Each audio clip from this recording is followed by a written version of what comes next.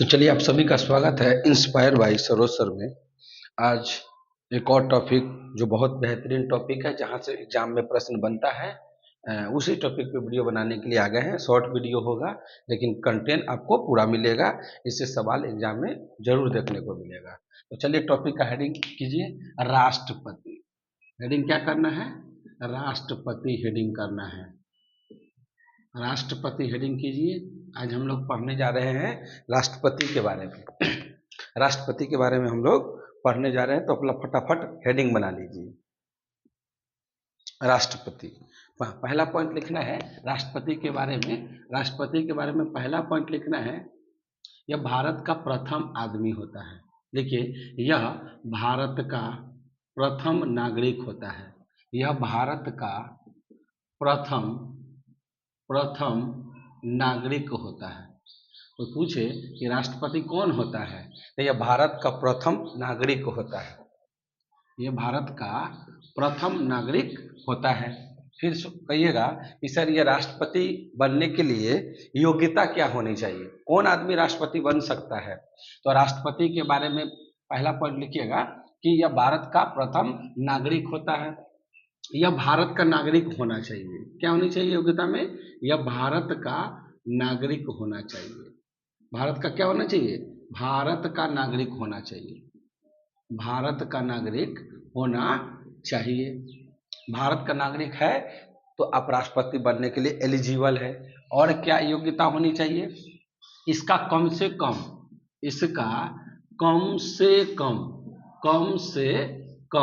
35 वर्ष उम्र होनी चाहिए। कितनी वर्ष?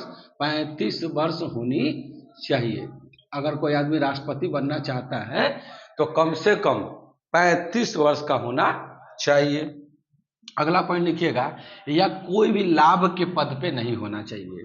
यह कोई लाभ के पद पर नहीं होना चाहिए। नहीं होना चाहिए मतलब क्या हुआ? लाभ के पद का मतलब क्या हुआ? कि कोई भी सरकारी नौकरी में या कोई भी सरकार से कोई लाभ नहीं लेता हो, वैसे व्यक्ति को राष्ट्रपति बनाया जा सकता है। तो पहला पॉइंट क्या लिखे राष्ट्रपति के बारे में? यह भारत का प्रथम नागरिक होता है।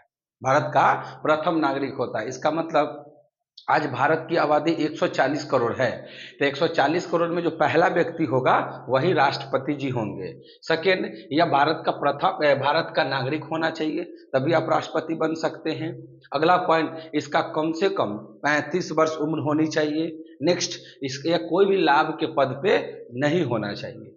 अगला पॉइंट लिखिएगा कि राष्ट्रपति का शपथ ग्रहण कौन करवाता है? राष्ट्रपति का, देखिए, राष्ट्रपति का शपथ कौन दिलाते हैं? राष्ट्रपति का जो शपथ होगा वो सुप्रीम कोर्ट का मुख्य न्यायाधीश दिलवाएंगे। कौन दिलवाएंगे? सुप्रीम कोर्ट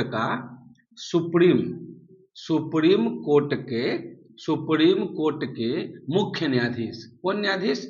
मुख्य न्यायाधीश दिलवाएंगे। कौन दिलवाएंगे? सुप्रीम कोर्ट का मुख्य न्यायाधीश दिलवाएंगे। तो सुप्रीम कोर्ट का मुख्य न्यायाधीश दिलवाते हैं राष्ट्रपति को शपथ। फिर अगला पॉइंट लिखिएगा, इस जो राष्ट्रपति जी है और इनके बारे में क्या है, ये राष्ट्रपति किनका शपथ दिलवाते हैं? राष्ट्रपति किनका शपथ दिलवाते हैं? तो लिखना है, ये जो राष्ट्रपति है, ये राष्ट्रपति जो है वो आपको किनका शपथ दिलवाता है?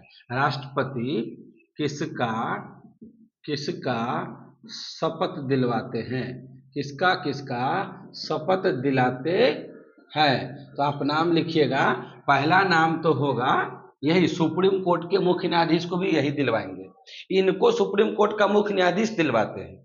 राष्ट्रपति जी को शपथ कौन करवाएंगे? सुप्रीम कोर्ट का मुख्य न्यायाधीश। और सुप्रीम कोर्ट के मुख्य न्यायाधीश को शपथ कौन दिलवाएंगे? तो राष्ट्रपति। तो सुप्रीम कोर्ट, हम एससी लिख देते हैं। एससी का मतलब होता है सुप्रीम कोर्ट। क्या होता है? Supreme court. और सुप्रीम कोर्ट कभी ना रह के इसी को बोलते हैं उच्चतम न्यायालय। कौन न्यायालय? उच्चतम न्यायालय। इसी को क्या बोलते हैं? उच्चतम न्यायालय। इसी को हम लोग बोल देते हैं उच्चतम न्यायालय। तो राष्ट्रपति सॉरी सुप्रीम कोर्ट को ही बोला जाता है उच्चतम न्यायालय, ठीक है ना, सर्वोच्च न्यायालय। उसी को एक और नाम क्या है, सुप्रीम कोर्ट का ही नाम है उच्चतम न्यायालय। इसी को हम लोग बोलते हैं सर्वोच्च न्यायालय। इसी को क्या बोलते हैं, सर्वोच्च न्यायालय बोलते हैं।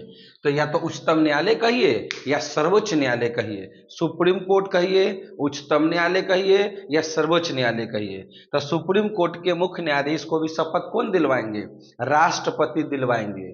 फिर उपराष्ट्रपति को शपथ कौन दिलाएंगे, तो उपराष्ट्रपति को भी शपथ राष्ट्रपति दिलाते हैं।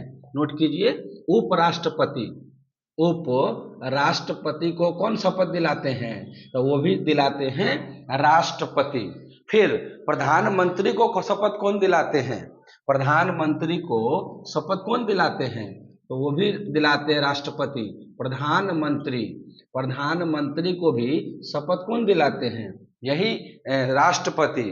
फिर हमारे यहाँ एक होता है महान्यवादी, कौन होता है, महान्यवादी, जिसे इंग्लिश में बोला जाता है अटॉर्नी जनरल। तो 3 के बाद यहां से लिखिएगा 4 नंबर में महान्यवादी, महान्यवादी। तो महान्यवादी को भी कौन चुनता है ना, इनका भी शपथ कौन दिलवाते हैं, तो राष्ट्रपति दिलवाते हैं। महान्यवादी को क्या बोलते हैं इंग्लिश में, अटॉर्नी जनरल। क्या बोलते हैं, अटॉर्नी जनरल। ये अटॉर्नी जनरल क्या होता है, अटॉर्नी जनरल भारत सरकार का सबसे बड़ा कानूनी अधिकारी होता है, भारत सरकार का सबसे बड़ा वकील होता है ये। अगर भारत सरकार के तरफ से अगर किसी को वकालत करनी हो तो यही करता है महान्यवादी। महान्यवादी ये क्या है, महान्यवादी भारत सरकार का वकील है, भारत सरकार का वकील होता है ये भारत सरकार का क्या है, वकील है। तो भारत सरकार का कोई भी लीगल जानकारी हो, कानूनी जानकारी हो, उसका कौन देता है, महान्यवादी देते हैं। नेक्स्ट अगला पॉइंट लिखना है 5वां नंबर और क्या, तो हाई कोर्ट जो होता है ना राज्यों के अंदर में, हाई कोर्ट देखो देश में होता है सुप्रीम कोर्ट, देश में क्या होता है, सुप्रीम कोर्ट होता है, और हर राज्य में क्या होता है, हाई कोर्ट होता है। तो हाई कोर्ट के भी अगर न्यायाधीश को, हाई कोर्ट के भी अगर मुख्य न्यायाधीश को HC लिखते, हाई कोर्ट को क्या लिखते, HC। HC का मतलब क्या हुआ, हाई कोर्ट। तो हाई कोर्ट के भी मुख्य न्यायाधीश को कौन चुनता है, हाई कोर्ट के भी मुख्य न्यायाधीश को, हाई कोर्ट के मुख्य न्यायाधीश को चुनता कौन है, तो चुनता तो सुप्रीम कोर्ट है, चुनता कौन है, हाई कोर्ट के मुख्य न्यायाधीश को चुनता कौन है, नियुक्त कौन करता है, नियुक्त कौन करता है, नियुक्त लिखिए, नियुक्त कौन करता है, तो नियुक्त तो बोल दीजिएगा कौन, सुप्रीम कोर्ट। लेकिन हाई कोर्ट के मुख्य न्यायाधीश को शपथ ग्रहण राष्ट्रपति नहीं दिलाएंगे, इनको हाई कोर्ट के जो मुख्य न्यायाधीश होगा उनको शपथ कौन दिलवाएंगे, तो उनको शपथ दिलवाएगा राज्यपाल। कौन दिलवाएगा, राज्यपाल, क्योंकि राज्यों में राज्यपाल होता है, यानी कि राज्यों में जो राज्यपाल होता है वो एक तरीके का राष्ट्रपति होता है। जैसे देश में जितना भी पावर राष्ट्रपति को होता है, ठीक उतना ही पावर राज्यों में राज्यपाल को दिया जाता है। तो राज्य के लिए राष्ट्रपति कौन हो जाता है, तो राज्य के लिए राष्ट्रपति हाई कोर्ट हो जाता है ना, राज्यपाल हो जाता है। तो आइए यहाँ पर ध्यान दीजिए, अगर हाई कोर्ट के मुख्य न्यायाधीश को चुनना हो, नियुक्त करना हो, तब कह दीजिएगा सुप्रीम कोर्ट। लेकिन इनका हाई कोर्ट का शपथ, हाई कोर्ट के जो मुख्य न्यायाधीश है, ये जो मुख्य न्यायाधीश है, मुख्य न्यायाधीश जो है, इनको शपथ कौन दिलाएगा, तो इनको शपथ दिलवाएगा राज्यपाल। यही थोड़ा सा आपको ध्यान रखना है कि मुख्य न्यायाधीश का जो शपथ होगा, मुख्य न्यायाधीश का जो शपथ होगा कौन दिलवाएगा, राज्यपाल दिलवाएगा। तो इस बात को भी ध्यान रखना है, ठीक है। तो हम लोग क्या देखें, राष्ट्रपति जी प्रथम नागरिक होता है भारत का, या भारत का नागरिक होनी चाहिए। अगर राष्ट्रपति किसी को बनना है तो भारत का नागरिक होना चाहिए। इसका कम से कम 35 वर्ष उम्र होनी चाहिए। अधिकतम कितनी बार, अधिकतम कितना साल होना चाहिए, अधिकतम की कोई क्राइटेरिया नहीं है, अधिकतम चाहे जितना साल का भी हो वो भारत का राष्ट्रपति बन सकता है, या कोई भी लाभ के पद पे नहीं होनी चाहिए। इसका शपथ कौन दिलवाएगा, सुप्रीम कोर्ट का मुख्य न्यायाधीश, सुप्रीम कोर्ट का मुख्य न्यायाधीश शपथ दिलवाएंगे। फिर राष्ट्रपति किनका किनका शपथ दिलवाते हैं, तो राष्ट्रपति सुप्रीम कोर्ट यानी उच्चतम न्यायालय यानी सर्वोच्च न्यायालय के मुख्य न्यायाधीश या अन्य न्यायाधीश इस सबको शपथ दिलवाएंगे कौन, राष्ट्रपति। फिर उपराष्ट्रपति का शपथ कौन दिलवाएंगे, तो भी दिलवाएंगे राष्ट्रपति। फिर प्रधानमंत्री का शपथ कौन दिलवाएंगे, वो भी दिलवाएंगे राष्ट्रपति। फिर महान्यायवादी का शपथ कौन दिलवाएंगे, वो भी दिलवाएंगे राष्ट्रपति। तो ये सब कुछ बात है जो ध्यान में रखिएगा। लेकिन हाई कोर्ट वाला में मामला क्या है, चुनेंगे हाई कोर्ट का अगर कोई भी न्यायाधीश को चुनेगा कौन, नियुक्त कौन करेगा, तो राष्ट्रपति। लेकिन उनको शपथ कौन दिलवाएगा, तो राज्यपाल। शपथ कौन दिलवाएगा, राज्यपाल।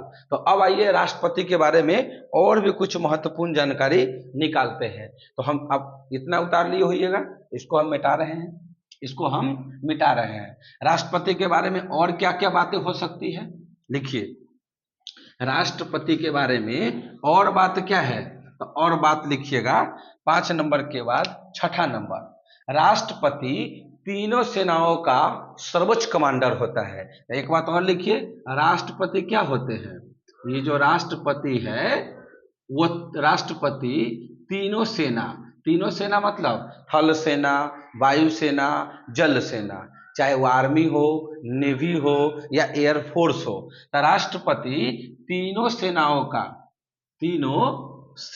का सर्वोच्च कमांडर होता है। क्या होता है, सर्वोच्च कमांडर होता है, सर्वोच्च कमांडर होता है, सर्वोच्च कमांडर होता है। तो नोट कीजिएगा, राष्ट्रपति तीनों सेनाओं का सर्वोच्च कमांडर होता है। तो ये भी ध्यान रखिएगा। 7वां नंबर का बात लिखिए, ये राष्ट्रपति है, तो राष्ट्रपति का पद हम लोग किस देश के संविधान से लिए हैं। ये जो राष्ट्रपति है, राष्ट्रपति का जो पद है, भारत में एक राष्ट्रपति होनी चाहिए, ये बात हम कहाँ से लिए हैं, राष्ट्रपति का जो पद है हम लोग कहाँ से लिए हैं, अमेरिका के संविधान से लिए हैं। कहाँ के संविधान से, अमेरिका के संविधान से लिए हैं। अमेरिका के संविधान से क्या किए हैं, चोरी किए हैं। तो भारत के में जो राष्ट्रपति होगा ये किस देश के संविधान से लिए हैं, तो अमेरिका के संविधान से लिए हैं। फिर अगला पॉइंट, भारत का जो राष्ट्रपति है उसका आर्टिकल कौन सा है, यानी भारत में एक राष्ट्रपति होनी चाहिए, यानी राष्ट्रपति का जो पद है उसका आर्टिकल कितना है, अनुच्छेद कितना है, तो अनुच्छेद 52 है। अनुच्छेद 52 है। अनुच्छेद 52 में क्या लिखा है कि भारत में एक राष्ट्रपति होनी चाहिए। आर्टिकल 52 में क्या लिखा है, आर्टिकल 52 में लिखा है कि भारत में एक क्या होनी चाहिए, राष्ट्रपति होनी चाहिए। तो राष्ट्रपति का पद कोई पूछ दे आज के बाद कि राष्ट्रपति का जो पद है वो किस अनुच्छेद में है, किस आर्टिकल में है, आर्टिकल को हिंदी में क्या बोलते हैं, अनुच्छेद बोलते हैं। क्या बोलते हैं, अनुच्छेद। और अपने संविधान में कितना अनुच्छेद है, 395 अनुच्छेद है। हम लोगों का जो संविधान है उसमें कुल मिला के कितना अनुच्छेद है, तो 395। तो आर्टिकल को क्या बोलते हैं, अनुच्छेद। तो आर्टिकल 52 में क्या लिखा है, भारत राष्ट्रपति का पद। फिर लिखिएगा 8वां नंबर सवाल कि राष्ट्रपति का पद तो 52 में है, लेकिन राष्ट्रपति कार्यपालिका का प्रधान होगा, ये कौन से अनुच्छेद में लिखा है, राष्ट्रपति क्या होंगे, कार्यपालिका का प्रधान होंगे। राष्ट्रपति कार्यपालिका का मतलब होता है पुलिस, और भारत में सारे के सारे पुलिस का हेड कौन है, राष्ट्रपति है। अभी ने लिखे हैं ये तीनों सेनाओं का सर्वोच्च कमांडर होता है। तो भारत के अंदर में कार्यपालिका शक्ति का हेड यही होते हैं। तो कार्यपालिका शक्ति का मतलब पुलिस होता है। तो राष्ट्रपति कार्यपालिका का प्रधान होता है। प्रधान का मतलब मेन आदमी होता है। तो राष्ट्रपति कार्यपालिका का प्रधान होगा, ये किस अनुच्छेद में है, तो आप कह दीजिएगा अनुच्छेद नंबर 53। अनुच्छेद 53 में इस बात का मेंशन किया है कि राष्ट्रपति कार्यपालिका का क्या होगा, प्रधान होगा। फिर 9 नंबर का प्रश्न लिखना है कि राष्ट्रपति के निर्वाचक मंडल राष्ट्रपति का निर्वाचक मंडल। निर्वाचक मंडल का मतलब होता है कि जब राष्ट्रपति का चुनाव होगा तो उस चुनाव में कौन कौन भागीदार होंगे, उस चुनाव में कौन कौन वोट गिराएंगे। क्या राष्ट्रपति के चुनाव में आम जनता वोट गिराता है? तो कहिएगा नहीं, आम जनता राष्ट्रपति के चुनाव में वोट नहीं गिराता है। तो फिर कौन गिराता है? इस बात का चर्चा कहाँ है? और इस बात का चर्चा भी लिखते हैं राष्ट्रपति का, लिखिएगा राष्ट्रपति का निर्वाचक मंडल। निर्वाचक मंडल का मतलब हो गया कि इसके निर्वाचन में कौन कौन हिस्सा लेंगे। इस बात का चर्चा आर्टिकल 54 में है।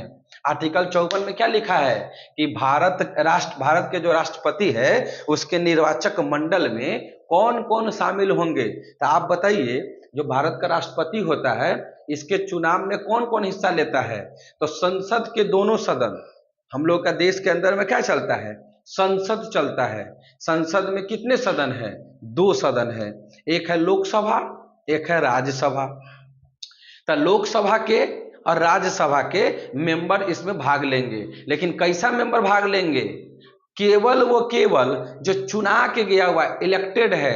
ये नहीं कि राष्ट्रपति जो इसको चुने हुए। आपको मालूम है ना कि लोकसभा में 2 गो और राज्यसभा में 12 गो। लोकसभा में 2 और राज्यसभा में 12। कैंडिडेट को कौन चुनता है? राष्ट्रपति चुनते हैं। लोकसभा में कै गो? 2 गो। राज्यसभा में कै गो? 12 गो। इनको कौन चुनता है? राष्ट्रपति चुनता है। तो ये जो 12 गो राज्यसभा वाला और 2 गो लोकसभा वाला, ये 14 गो लोग इस चुनाव में हिस्सा नहीं लेंगे। राष्ट्रपति के चुनाव में वोटिंग नहीं करेंगे जिनको राष्ट्रपति जी चुने हुए हैं। बाकी का जितने भी व्यक्ति जो चुना के गया हुआ है, आम जनता जो उनको सेलेक्ट किए हुआ है, वो सारे के सारे लोग वोटिंग करेंगे। तो क्या लिखेंगे? इनके निर्वाचक मंडल में कौन कौन भाग लेता है? तो संसद के दोनों सदन के निर्वाचित सदस्य। क्या लिखना है?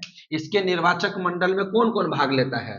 तो लिखिएगा इसके निर्वाचक मंडल में, चाहे वो लोकसभा हो, चाहे वो लोकसभा हो, चाहे वो राज्यसभा हो। क्या हो? राज्यसभा हो। तो लोकसभा और राज्यसभा के जितने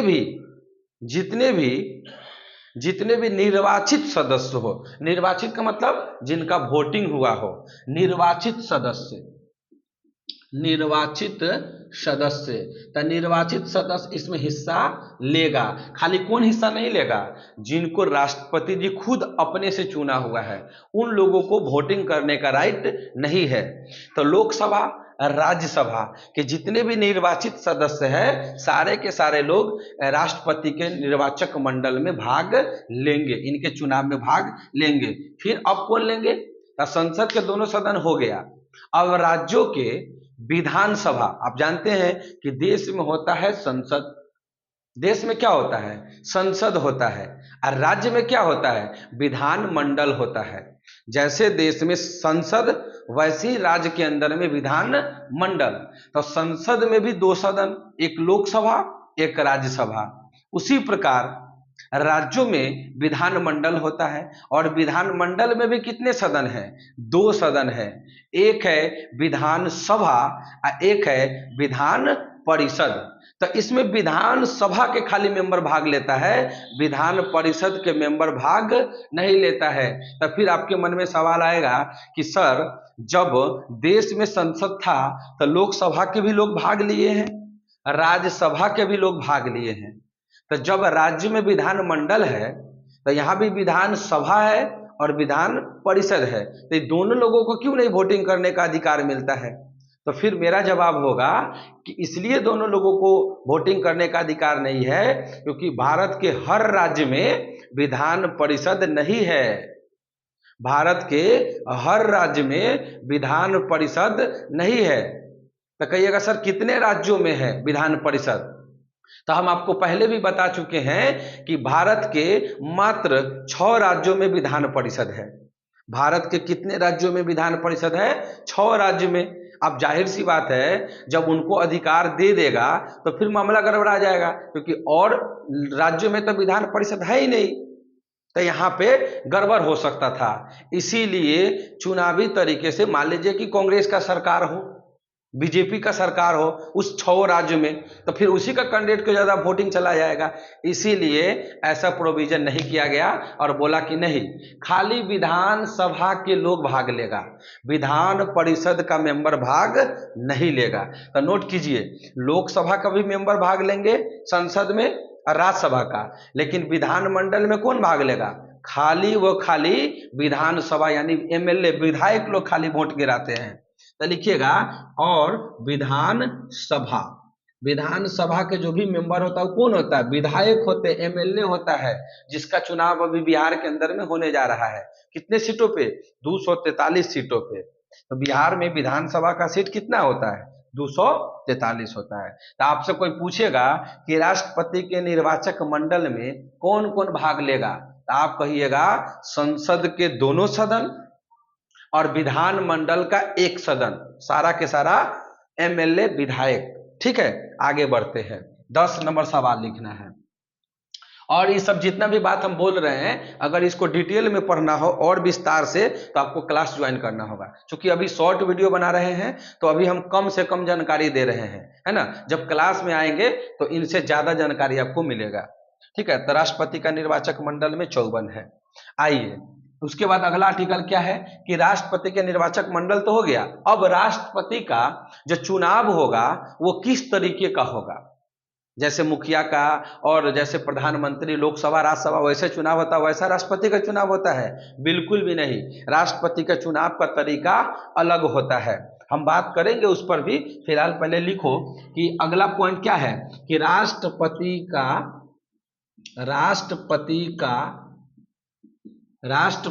का निर्वाचन की विधि। निर्वाचन की विधि का मतलब उनका वोटिंग किस तरीके से होगा। तो राष्ट्रपति का निर्वाचन की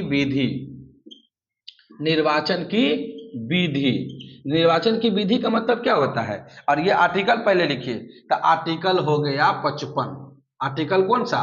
55 आर्टिकल में लिखा है कि राष्ट्रपति का जो निर्वाचन होगा वो किस तरीके से होगा। तो अगर कोई पूछे ना कि राष्ट्रपति का निर्वाचन किस तरीके से होता है, तो वो कहिएगा क्या कहिएगा? एकल संक्रमणीय मत प्रणाली। एकल संक्रमणीय मत प्रणाली। अब ये एकल संक्रमणीय मत प्रणाली क्या होता है उसकी बात हम क्लास में डिस्कस करेंगे। फिलहाल यहाँ पे इतना याद रख लीजिए, इसका चुनाव किस तरीके होता है। तो एकल संक्रमणीय मत प्रणाली, एकल संक्रमणीय मत प्रणाली माध्यम से होता है। चलिए 10 के बाद लिखना है 11 नंबर।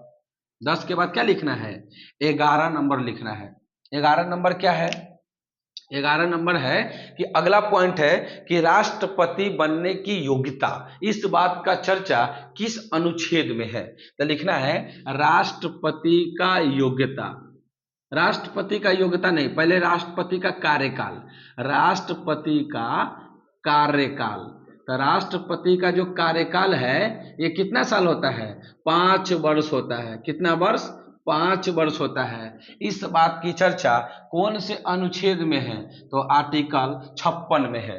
आर्टिकल 56 में किस बात का चर्चा है कि राष्ट्रपति का कार्यकाल कितना होनी चाहिए। तो इस बात का चर्चा अनुच्छेद 56 में है। फिर 12 नंबर का सवाल लिखना है कि राष्ट्रपति का योग्यता। राष्ट्रपति की योग्यता क्या क्या होनी चाहिए? अभी बोर्ड पर लिखे थे ना कि राष्ट्रपति की योग्यता क्या क्या होना था। कम से कम 35 वर्ष का होनी चाहिए, भारत का नागरिक होना चाहिए, किसी भी लाभ के पद पे नहीं होना चाहिए। ये सब जो योग्यता है, इस बात का जो चर्चा है वो आर्टिकल 57 में है। तो राष्ट्रपति का योग्यता, तो राष्ट्रपति की योग्यता किस अनुच्छेद में है? तो 57 में लिखा हुआ है। फिर 13 नंबर सवाल लिखना है कि राष्ट्रपति क्या भारत के जो राष्ट्रपति है दोबारा चुना सकता है कि नहीं चुना सकता है? तो बिल्कुल चुना सकता है, जितनी बार मन करे उतनी बार चुना सकता है। लेकिन यहीं पर बात करते अमेरिका में, तो अमेरिका में एक राष्ट्रपति 2 ही बार बन सकता है पूरे जीवन में।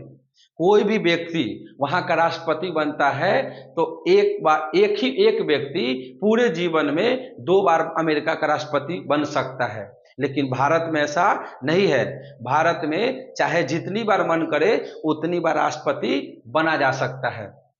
लेकिन बात करते हैं कि भारत के राष्ट्रपति का जो कार्यकाल है वो 5 साल का होता है, लेकिन अमेरिका के जो राष्ट्रपति होते हैं उनका कार्यकाल 4 वर्ष का होता है। वहां 4 वर्ष के लिए बनता है राष्ट्रपति, लेकिन भारत में 5 वर्षों के लिए बना जाता है ना। अपने यहाँ अनपढ़ गवार कोई भी बन सकता है राष्ट्रपति, यहाँ पढ़े लिखे की क्राइटेरिया नहीं है, लेकिन अमेरिका में मिनिमम ग्रेजुएशन होनी चाहिए तभी आप राष्ट्रपति बन सकते हैं। तो ये खूबसूरती है अमेरिका का और ये बदखुशी है भारत का। ठीक है, यहाँ पे अनपढ़ गवार कोई भी बन सकता है, तो यहाँ पे ध्यान रखना है। अपने यहाँ जितनी बार मन करे उतनी बार, लेकिन अमेरिका में 2 ही बार। ठीक है, अब अगला बढ़ते हैं। राष्ट्रपति की योग्यता कौन सा आर्टिकल में है? 57 में है। फिर अगला लिखना है राष्ट्रपति पुनः निर्वाचन। राष्ट्रपति का पुनः निर्वाचन का मतलब ये हुआ जितनी बार मन करे उतनी बार। तो राष्ट्रपति का पुनः निर्वाचन, पुनः निर्वाचन, पुनः निर्वाचन। तो पुनः निर्वाचन किस अनुच्छेद में? तो 58 में। किस अनुच्छेद में है? तो 58 में है। राष्ट्रपति का जो पुनः निर्वाचन है यह किस अनुच्छेद में चर्चा है? तो वो अनुच्छेद है 58। फिर आइए 14 नंबर सवाल में कि राष्ट्रपति की बनने की कुछ शर्तें भी होगी। तो राष्ट्रपति का जो शर्त है, राष्ट्रपति बनने का जो शर्त है, राष्ट्रपति की शर्तें, राष्ट्रपति बनने का जो शर्त है वो 59 में है। फिर राष्ट्रपति का शपथ, राष्ट्रपति का शपथ हम बोले ना सुप्रीम कोर्ट का मुख्य न्यायाधीश दिलवाते हैं, तो इसकी चर्चा किस अनुच्छेद में है? तो लिखो 15 नंबर में कि राष्ट्रपति, राष्ट्रपति का शपथ, राष्ट्रपति का जो शपथ है वो अनुच्छेद 60 में है। राष्ट्रपति का शपथ किस में है? अनुच्छेद 60 में है। अगर राष्ट्रपति जी को बीच में ही हटाना है, 5 साल के अंदर में ही उसे हटाना है, तो आप ऐसे नहीं हटा सकते हैं। उनके खिलाफ क्या लाना पड़ता है? महाभियोग लाना पड़ता है। क्या लाना पड़ता है? महाभियोग, जिसे इंग्लिश में बोलते हैं इम्पीचमेंट। क्या बोलते हैं?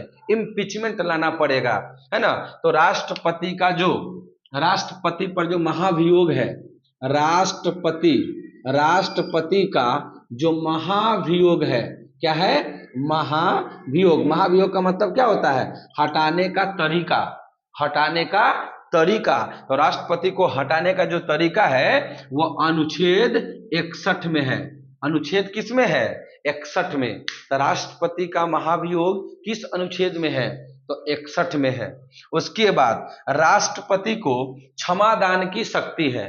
राष्ट्रपति को क्या है? क्षमा करने की शक्ति है। तो लिखिएगा 17 नंबर में राष्ट्रपति, राष्ट्रपति का क्षमादान, राष्ट्रपति का क्षमादान। यानी भारत के राष्ट्रपति को इतना अधिकार है कि किसी भी व्यक्ति को अगर फांसी की सजा मिल गया है तो उसके फांसी की सजा को भी रोक सकते हैं। कौन रोक सकते हैं? राष्ट्रपति। उसी को बोलते हैं क्षमादान। राष्ट्रपति का क्षमादान किस अनुच्छेद में है? तो आर्टिकल 72। आर्टिकल 72 में लिखा है। आर्टिकल 72 में क्या है? राष्ट्रपति का क्षमादान है। राष्ट्रपति का क्षमादान है। आइए 17 के बाद 18 नंबर सवाल में, 17 के बाद क्या लिखना है? 18 सवाल। 18 नंबर का प्रश्न लिखिएगा। 18 नंबर का जो प्रश्न होगा वो यहाँ पर ध्यान दीजिए। 18 नंबर का प्रश्न क्या है? 18 नंबर का प्रश्न है कि अगर लोकसभा, संसद में 2 सदन है, एक लोकसभा एक राज्यसभा, अगर मान लीजिए किसी बात को लेकर लोकसभा और राज्यसभा में कोई विवाद हो जाए, कोई विवाद हो जाए, तो उस परिस्थिति में राष्ट्रपति संयुक्त बैठक बुलाता है। क्या बुलाता है? संयुक्त बैठक, मतलब दोनों को एक साथ बैठक के लिए बुलाता है। तो लिखिए संयुक्त बैठक, संयुक्त बैठक कौन बुलाता है? संयुक्त बैठक राष्ट्रपति बुलाते हैं। कौन बुलाते हैं? राष्ट्रपति बुलाते हैं। कौन बुलाते हैं? राष्ट्रपति बुलाते हैं। संयुक्त बैठक कौन बुलाएगा? राष्ट्रपति। तो पूछेगा ये संयुक्त बैठक किस अनुच्छेद में है? तो आर्टिकल 108 में है। अनुच्छेद 108 में क्या लिखा है कि राष्ट्रपति संयुक्त बैठक बुला सकता है। राष्ट्रपति क्या कर सकते हैं? संयुक्त बैठक, ज्वाइंट सेशन करवा सकते हैं, संयुक्त बैठक बुला सकते हैं। अनुच्छेद 108 में लिखा है, अनुच्छेद 108 में 108 में लिखा है। 19 नंबर में लिखिएगा कि राष्ट्रपति को अध्यादेश जारी करने का अधिकार है। राष्ट्रपति को, है ना, राष्ट्रपति को अध्यादेश जारी करने का अधिकार है। राष्ट्रपति को का अध्यादेश, राष्ट्रपति का अध्यादेश, राष्ट्रपति अध्यादेश जारी कर सकते हैं। ये कौन सा अनुच्छेद है? 1 2 3 123। राष्ट्रपति का जो अध्यादेश है वो कौन अनुच्छेद में है? तो 123 में है। राष्ट्रपति को एक और अधिकार है कि आपातकाल में, इमरजेंसी में, आपातकाल में, क्या है? आपातकाल में भारत के अंदर में 3 तरीके से इमरजेंसी लगा सकते हैं। अब राष्ट्रपति को क्या अधिकार है कि आपातकाल में, इमरजेंसी में कितने तरीके से?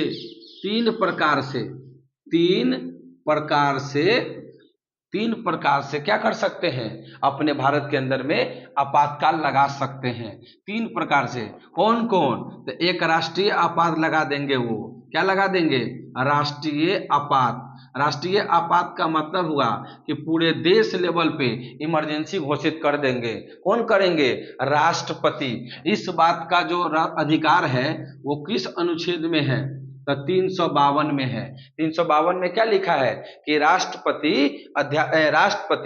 आपातकाल में राष्ट्रीय आपातकाल घोषित कर सकता है। सेकेंड पॉइंट कि भारत के अंदर में वो किसी भी राज्य में अगर राज्य, वहाँ का जो तंत्र है वो चलाने में असफल है, कोई भी राज्य के मुख्यमंत्री है और वहाँ सही तरीके से काम नहीं हो पा रहा है, वहाँ मुख्यमंत्री प्रशासन किसी का बात नहीं चल रहा है, तो उस परिस्थिति में राष्ट्रपति जी राष्ट्रपति शासन लगा देंगे। क्या लगा देंगे? राष्ट्रपति शासन। राष्ट्रपति शासन कौन लगाता है? तो राष्ट्रपति शासन राष्ट्रपति लगाते हैं। इसका चर्चा किस अनुच्छेद में है? तो 356 में है। और उसके बाद देखना है तीसरा किस प्रकार का आपातकाल लगा सकते हैं? तो वो लगा सकते हैं वित्तीय आपात। क्या लगा सकते हैं? वित्तीय आपात लगा सकते हैं। तो वित्तीय आपात भी किस अनुच्छेद में है? तो आप कह दीजिएगा 360 में है। अब ये राष्ट्रीय आपात क्या होता है, राष्ट्रपति शासन क्या होता है, वित्तीय आपात क्या होता है, तो इसका हम एक अलग से वीडियो करेंगे और उसमें हम आपको समझाएंगे कि इस तीनों का मतलब क्या होता है। बस अभी केवल राष्ट्रपति से रिलेट करके जितने भी सवाल बन सकता है पेपर में वो हम आपको बताने का प्रयास कर रहे हैं। तो हम आशा करते हैं कि हम आपको बहुत कुछ बताएं और बहुत कुछ रह भी गया है, लेकिन मेरा उद्देश्य क्या है कि जितने भी काम का बात है एक शॉर्ट वीडियो में बना के दे देना है, क्योंकि पढ़ाएंगे तो काफी टाइम लगेगा, फिर लंबा वीडियो हो जाएगा, है ना। लेकिन मेरा उद्देश्य लंबा वीडियो नहीं करना है, 10-15 मिनट का ही वीडियो होना चाहिए और उसमें लगभग जानकारी हो जानी चाहिए। तो मेरे हिसाब से इतना सफिशियंट है। बाकी और भी डिटेल पढ़ना हो तो क्लास ज्वाइन कीजिए, है ना। जब तक के लिए धन्यवाद। अगर वीडियो पसंद आया हो तो लाइक करिए, अगर अभी तक सब्सक्राइब नहीं किए हैं तो सब्सक्राइब कीजिए। देखो सब्सक्राइब करने से फायदा क्या होगा आपको कि जैसी वीडियो अपलोड करेंगे आपके पास फटाक से नोटिफिकेशन पहुंच जाएगा और आप उसी समय देख लेंगे। अगर आप सब्सक्राइब नहीं करते हैं तो हम आपको शेयर करेंगे तब ना आप देखिएगा। अगर सब्सक्राइब करके अगर बेल आइकन दबा लेते हैं तो हम जैसी वीडियो अपलोड करेंगे चाहे जिस भी टाइम आपके पास फटाक से पहुंचेगा, आप देख लीजिएगा, है ना। तो अगर वीडियो पसंद आ रहा हो तो कमेंट नहीं करते आप लोग, कमेंट कीजिए कि आपको वीडियो कैसा लग रहा है। हाँ, कुछ बच्चों का कमेंट आ रहा है लेकिन सारे बच्चों का कमेंट नहीं आ रहा है। तो हम उम्मीद करते हैं कि सारे के सारे बच्चे कमेंट कीजिएगा और अपने जितने भी सोशल मीडिया हैंडल है जहां पे आप यूज करते हैं उस सारे जगह वीडियो के लिंक को शेयर कीजिए। धन्यवाद।